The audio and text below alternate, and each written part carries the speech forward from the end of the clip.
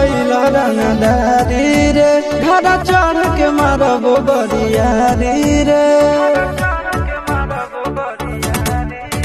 छूटा जी तो कैल रंगदारी रे घर चढ़ के मारबो बरियारी रे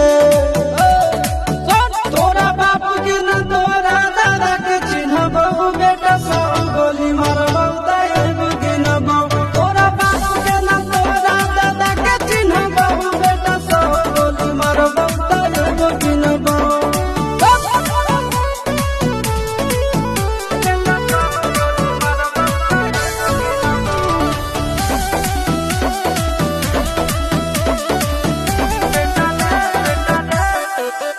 बेटा रे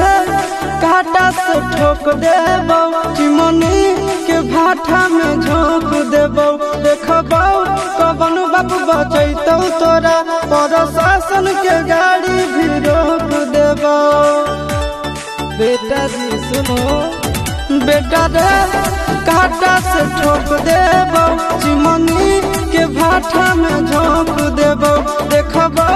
कवन बाप बचैतौ तोरा प्रशासन के गाड़ी भी रोक देबो तोरा जैसन के हम खड़े खड़े गिनबो बेटा सब गोली मारबो ताएगो गिनबो तोरा बाप के न तोरा दादा के चिन्हबो बेटा सब गोली मारबो ताएगो गिनबो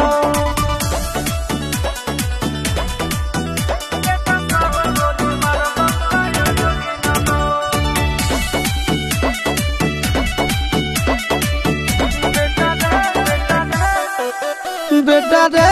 दौड़ा के बाजार में मारबो गोली तोर कपार में रंगदारी जे करम भी बिहार में गड़ देबो गंगा जी किनार में इतना मार पड़तो ना बेटा बेटा रे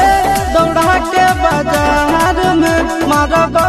गोली तोर कपार में रंगदारी जे करम भी बिहार में गड़ देबो गंगा जी किनार में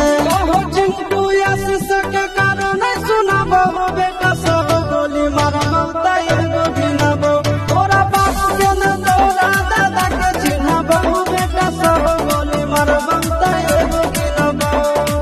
मारत मारत पिछुआरा लाल कर दे बेटा ध्यान से बाप इधर है।